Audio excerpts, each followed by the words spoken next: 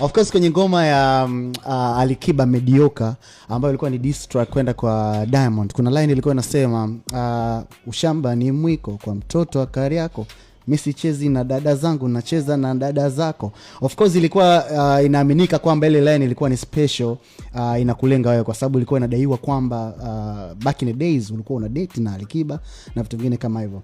Do you see kwamba ile line ilikuwa inakulenga wewe, na wakati inatoka ulisikia, uliipokeaje? Hapana, sio kweli, kwa sababu akutukana ya kuchaguli tusi. Unaelewa eh? Singeweza kumtaja mama kwa sababu hajawahi kukutana na mama. Hajawahi kukaa na mama. Unanielewa? Lazima atashirikishwa dada kwa sababu mimi Ali niko naye, niko kwenye team moja. New Jack Family. Shikaji wangu sana sana sana sana. Yaani mwanangu ile kinoma noma. Kwa hiyo ni kila mtu katika kujidefensive kwake na kujitamba kwake na majigambo yake ameamua kuandika alichokiandika. Yes. Uliwahi kumcheki pengine kumwambia labda ukupendezwa na kile? Muda huo nilikuwa sichezi naye. Muda huo nilikuwa sichezi naye. Na muda huo tulikuwa tayari mimi na Ali hatuchezi. Yes. Na sasa hivi alikuwa sio shoga yangu. Na sasa hivi mkoje? Sasa hivi bado sio shoga yangu. Yes. Na mwezi kwa mashoga? No. Sio kwamba hatuwezi kuwa mashoga. Mimi Ali alinikosea.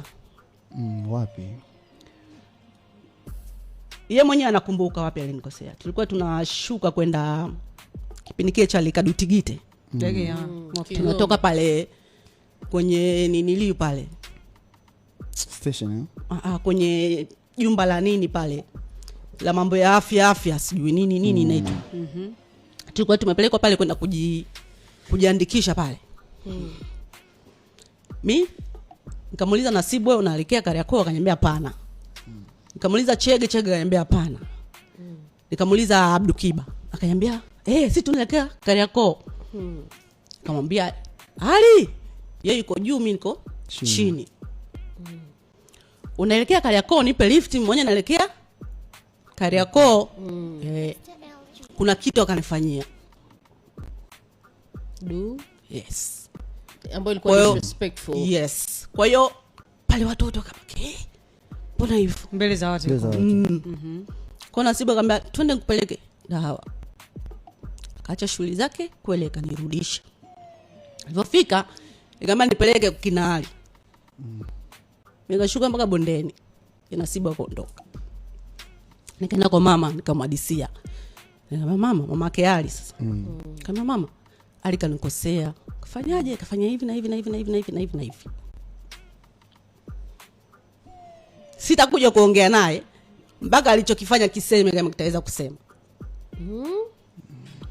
Yaani mpaka akiseme, akiadmit kwako na kuombe msamaha.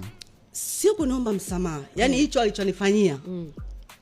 Kama kitaweza kuongea ndio utakuwa naongea na hicho alichonifanyia. Ni kitu ambacho hakiwezi kuongea. Kipindi kile nilikuwa sina imani sana na dini. Baada ya mitihani yote kupita, kama najitahidi sana kusikiliza Qur'an na mawaidha. Nimejua athari ya kukaa na kinyongo na adhabu yake pia. Kwa hiyo nimetoa sina kinyongo naye. Japokuwa yeye ikaenda hivyo, baada mwezi wa Ramadhani akanitumiaga message kuniomba radhi. Mwaka gani? Unajua tuna kama almost karibia miaka 10 na hamzungumzi.